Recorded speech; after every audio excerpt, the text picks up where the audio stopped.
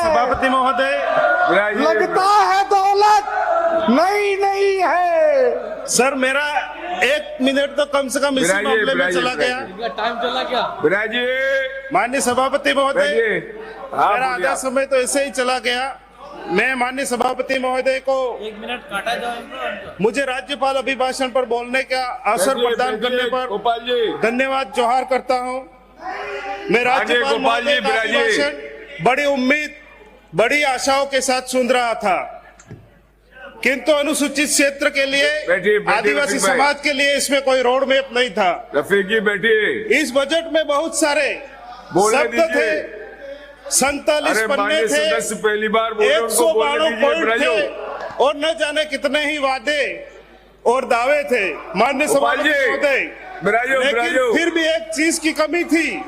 अरे यहाँ पर दलित पीड़ित सदन को नियम परंपराओं से चलने दिया जाए और इसकी गरिमा बना के चलो। और इस देश का प्रथम नागरिक आदिवासी समाज के लिए कोई रोड मैप नहीं था, न ही शिक्षा के लिए ठोस प्रावधान थे, न स्वास्थ्य के लिए विशेष पॉलिसी थी, न पलायन रोकने की कोई योजना, और आदिवासी समाज की ढाल, आदिवासी समाज का सुरक्षा कवच 5वीं का तो जिक्र तक नहीं था। माननीय सभापति महोदय, मैं बताना चाहूंगा प्रदेश की जनता, खासकर अनुसूचित क्षेत्र और आदिवासी अंचल में लोग आज सरकार की नीतियों से परेशान हैं। 84 विधानसभा सहित पूरे अनुसूचित क्षेत्र में आज भी पानी, स्वास्थ्य, शिक्षा, सड़क और रोजगार की बुनियादी सुविधाओं की भारी कमी है।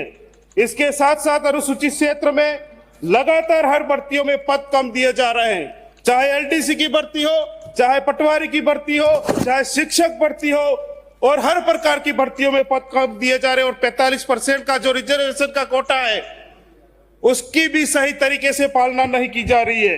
सरकार बड़े बड़े दावे तो करती है, लेकिन जमीनी स्तर पर हालत जस के तस है।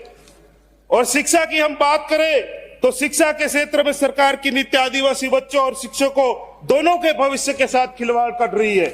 बच्चों को विद्यालय मर्ज शिफ्ट के कारण दुर्गम इलाकों में बच्चों को 3 से 4 किलोमीटर दूर जाना पड़ रहा है, जिससे ड्रॉप आउट बढ़ रहा है।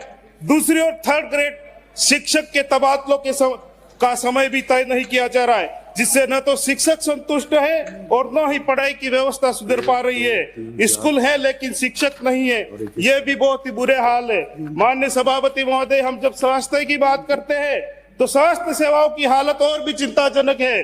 सामुदायिक स्वास्थ्य केंद्रों में डॉक्टर और विशेषज्ञ नहीं है, भवन अधूरे हैं और समय पर एम्बुलेंस नहीं पहुंचती है।